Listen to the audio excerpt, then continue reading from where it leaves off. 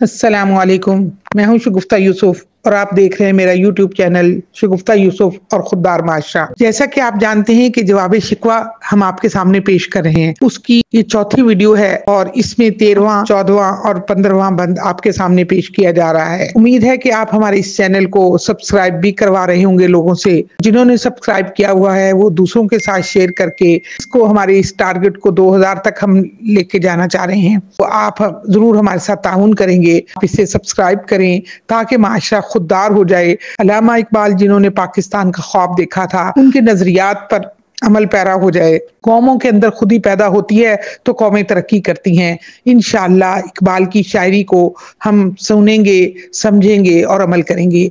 हमारा चैनल इसी पे काम कर रहा है। उम्मीद है आप हमारे साथ ताउन करेंगे।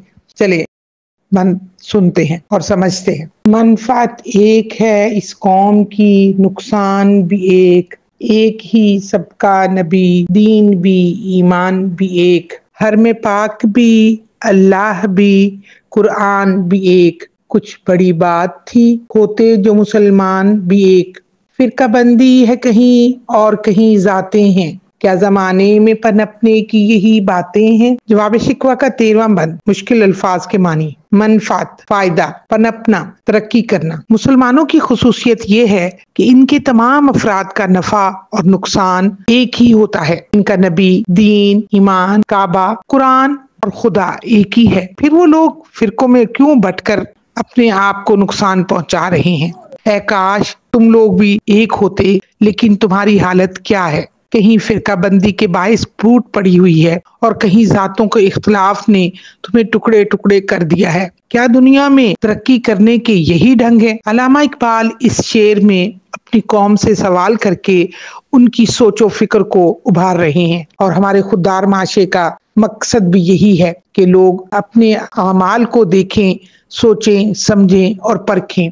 जमाने में तरक्की करने की यही राज है। कौन है तारिके आईन रसूले मुख्तार, मसलहत वक्त की है किसके अमल का मायार, किसकी आंखों में समाया है शारे अगियार, हो गई किसकी निगह तर्ज सलफ से बेजार, कल्ब में सोज नहीं रूह में एहसास नहीं, कुछ भी पैगाम मोहम्मद का तुम्हें पास नहीं। मुश्किल अल्फाज के मानी। तारिक तरक कर देने वाला, छोड़ देने वाला। आईने रसूल मुख्तार मोहम्मद सल्लल्लाहु अलैहि वसल्लम की शरीयत, मसलहत हिकमत, मुनासिब तजवीज, मायार कसौटी, शारे अगियार गैर मुस्लिमों के तौर तरीके, निगाह देखना, तर्ज सलफ बुजुर्गों के तौर तरीके, बेजार छोड़ देना, किनारा करना, सोज तड़प, इश्क तलब, पैगाम मोहम्मद हुजूर सल्लल्लाहु अलैहि वसल्लम का पैगाम जो मुसलमानों के लिए राह निजात का जरिया है, पास नहीं ख्याल नहीं। तशरीह। कौन है जिसने बरगजीदा और चुने हुए रसूल पाक सल्लल्लाहु अलैहि वसल्लम का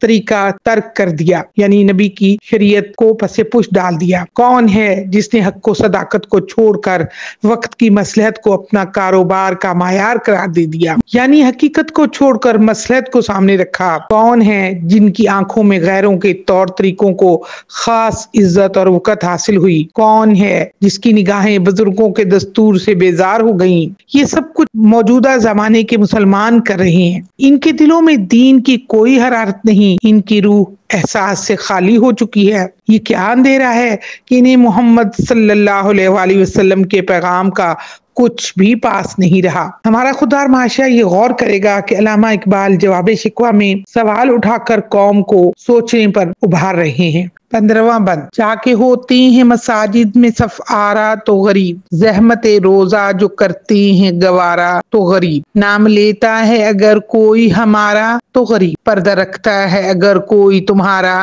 तो गरीब, हमारा नशाए दौलत में है गाफिल हमसे, जिंदा है मिल्लत बैजा गुरबा के दम से। मुश्किल अल्फाज के मानी। मिल्लत बैजा रोशन कौम यानी मिल्लत इस्लामिया, गुरबा गरीब लोग। अल्लामा इकबाल इस बंद में कह रहे हैं कि मुसलमानों के जो गरीब लोग हैं वही मस्जिदों में सफ़े बांध कर खड़े होते हैं, रोजे की मुशक्कतें भी गरीब ही उठाते हैं। اگر کوئی تمہارا یعنی اللہ کا پردہ رکھتا ہے تو غریب یعنی اللہ کے اوپر ایمان اور توکل صرف غریب کر رہا ہے. غرض اسلام کا جو کچھ بھی باقی ہے وہ غریبوں میں پایا جاتا ہے.